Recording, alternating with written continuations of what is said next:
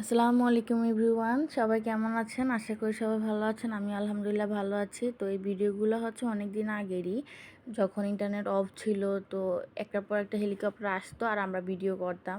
তো পরবর্তীতে জানতে পারছি আসলে যে হেলিকপ্টার থেকে অনেকে গুলি করা হয়েছে বা অনেকে পাশে গোলাগুলি হয়েছে, ওইখান থেকে গুলি আসছে, ওইরকম শুনছি।